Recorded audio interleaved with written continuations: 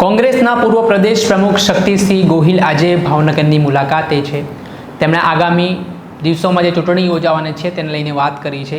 આમ આદમી પાર્ટી ઉપર પણ તેમણે પ્રહાર કર્યા છે। સાથે જ વિસાવદરમાં જે ગોપાલ ઇટાલિયાની જીત થઈ છે તે તેમના વ્યક્તિગત ગોઠવણના કારણે જીત થઈ છે। ગુજરાતમાં ત્રીજો પક્ષ ક્યારેક સફળ નથી થયો તે પ્રકારની વાત પણ તેમણે મીડિયા સમક્ષ કરી છે। અને શું વાતો કહી છે વિગતે વાત કરીએ। વૈષ્ણવજન તો તેને કહીએ જે પીડ પરાઈ જાનાને રે। નમસ્કાર દર્શક મિત્રો, નવજીવન ન્યૂઝમાં આપનું સ્વાગત છે। હું છું ફૈઝાન। ગુજરાતમાં ચૂંટણી હોય કે ના હોય, નેતાઓના નિવેદનોના કારણે અવારનવાર રાજકારણ ગરમાયેલું જોવા મળતું હોય છે।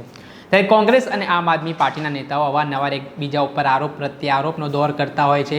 એકબીજાને ભારતીય જનતા પાર્ટીની બી ટીમ પણ ગણાવતા જોવા મળે છે। ત્યારે આજે ભાવનગરમાં કોંગ્રેસના નેતાઓનો પદગ્રહણ સમારોહ હતો ને એમાં ગુજરાત કોંગ્રેસના પૂર્વ પ્રદેશ પ્રમુખ શક્તિસિંહ ગોહિલ છે તે આ કાર્યક્રમમાં પહોંચ્યા હતા, જ્યાં તેમણે પત્રકારો સાથે વાતચીત કરી।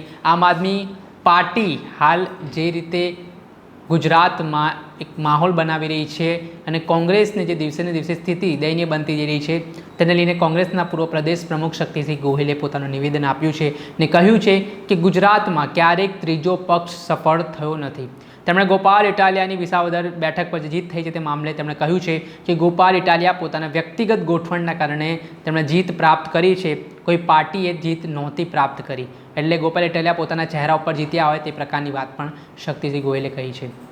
એટલું જ નહીં, તેમણે ભૂતકાળમાં પણ જે રીતે અરવિંદ કેજરીવાલે ગુજરાતમાં નિવેદન આપ્યું હતું કે તેમની સરકાર બનવા જઈ રહી છે અને કોંગ્રેસની સીટો શૂન્ય હશે તે બાબતે પણ પ્રહાર કરતા શું વાત કહી છે તે સાંભળી લો। બીજા પાર્ટીનો ઉદય થયો છે, હંમેશા ઉગતા સૂર્યની પૂજા થાય છે। આમ આદમી પાર્ટી છે તે ગુજરાતની અંદર દરેક વિધાનસભા અને જે પરિણામ આવ્યું છે તેમાં પણ સારું પરફોર્મન્સ કર્યું છે। કોંગ્રેસ બેક ટુ બેક પાછળ જઈ રહી છે, તેનું કારણ શું હોય છે? તમે એક વસ્તુ સમજો, ગુજરાતે ક્યારેય થર્ડ ફ્રન્ટને સ્વીકાર્યો નથી। ભાઈ ગોપાલભાઈ ઇટાલિયાની વ્યક્તિગત જે કંઈ ગોઠવણ હતી એનો વિજય થયો। એ જ આમ આદમી પાર્ટી એને કડીમાં ડિપોઝિટ ગુમાવી, બંને સાથે જ ચૂંટણીઓ હતી ને। જો આમ આદમી પાર્ટી સારું કરવા માંડી હતી તો ત્યાં શું પરિણામ આવ્યા? આખા ગુજરાતની નગરપાલિકાઓની ચૂંટણીઓ ગઈ, શું પરિણામો આવ્યા? ગુજરાતે ક્યારેય ત્રીજા પક્ષને સ્વીકાર્યો નથી। ગુજરાતમાં હંમેશા બે પક્ષવાળી જ વાત રહી છે અને એટલા જ માટે આગામી દિવસોમાં અમારા રાષ્ટ્રીય લેવલ પર ગઠબંધન છે। ગુજરાતમાં ત્રીજી પાર્ટી ચાલી નથી, ચાલે નહીં। 2022માં ખૂબ પૈસા વાપર્યા આમ આદમી પાર્ટીના નેતાઓ દરેક ચેનલ પર કહેતા હતા लिख के ले लो कांग्रेस जीरो होगी और हम सरकार बनाएंगे। તમારી પાસે જૂનું ફૂટેજ હોય તો જોજો। પરંતુ એ પછી શું થયું? મુખ્ય વિરોધ પક્ષ તો કોંગ્રેસ પાર્ટી જ રહી, આમ આદમી પાર્ટીની સંખ્યા તો નજીવી રહી। મુખ્ય વિરોધ પક્ષ તરીકે બેઠકો ગુજરાતની જનતાએ કોંગ્રેસને જ આપી, એટલે ત્રીજો પક્ષ અહીંયા ચાલતો નથી। ભૂતકાળમાં સ્વર્ગસ્થ ચિમનભાઈ પટેલ રાજકારણના ચાણક્ય કહેવાતા, એમણે ત્રીજો ફ્રન્ટ બનાવ્યો, પછી કોંગ્રેસમાં આવ્યા અને એમણે જાહેર કર્યું કે ગુજરાતના લોકો સમજદાર છે, થર્ડ ફ્રન્ટ નહીં ચાલે। હું સમજી ચૂક્યો છું ને હું કોંગ્રેસમાં સામેલ થાઉં છું, કારણ કે એમાં જ ગુજરાતનું હિત છે। શંકરસિંહ વાઘેલાએ પ્રયત્ન કર્યો, પોતાની સરકાર હતી, દિલીપ પરીખ પોતાના મુખ્યમંત્રી હતા, માત્ર 4 ચૂંટાયેલા।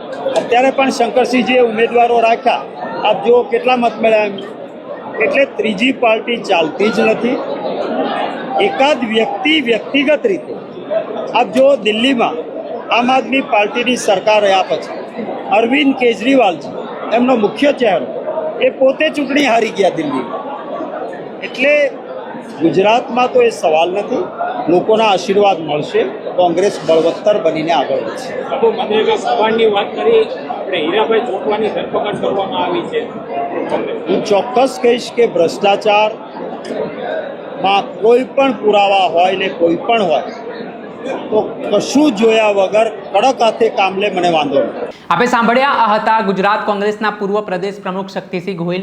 હાલ તેમનું જે નિવેદન સામે આવ્યું છે તેમણે આમ આદમી પાર્ટીને આડે હાથ લીધા છે। સાથે જ તેમણે કહ્યું છે કે ગુજરાતમાં બે જ મુખ્ય પાર્ટી રહી છે, કોંગ્રેસ અને ભારતીય જનતા પાર્ટી. ત્રીજા પાર્ટીને ક્યારેક જનતાએ સ્વીકાર્યો નથી. તેમણે અલગ અલગ ઉદાહરણો પણ જનતા સમક્ષ મૂક્યા છે. ત્યારે હાલ તો રાષ્ટ્રીય સ્તરે ગઠબંધન છે, પરંતુ ગુજરાત લેવલે કોઈ ગઠબંધન નથી. તે પ્રકારની વાત પણ પૂર્વ પ્રદેશ પ્રમુખ શક્તિસિંહ ગોહિલે પોતાના નિવેદનમાં જણાવતા ફરી રાજકારણ ગરમાવાની શરૂઆત થઈ છે. દર્શક મિત્રો, આવા જ નવા વિડીયો સાથે આપણે માહિતગાર કરતા રહીશું, એટલે નવજીવન ન્યૂઝને આપ લાઈક કરી લો,